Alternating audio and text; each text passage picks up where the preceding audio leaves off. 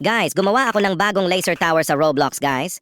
Pero sa bagong laser tower na ginawa ko, guys, ay merong nakakasatisfying na twist, guys. Dahil ang laser tower na ginawa ko, guys, ay isang keyboard laser tower, guys.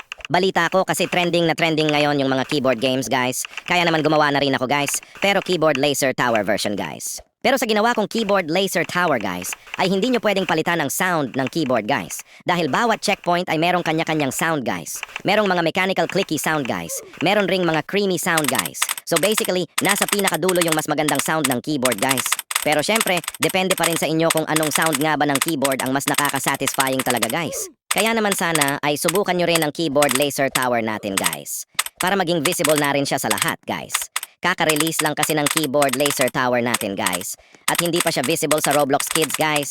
Pero sa mga naka-Roblox Select, ay visible naman na siya, guys. Kailangan lang natin ng consistent daily active players, guys. Para makapaglaro rin ng mga nasa Roblox Kids, guys. Kaya sana ay laruin nyo na rin ang keyboard laser tower natin, guys. Maraming salamat, guys.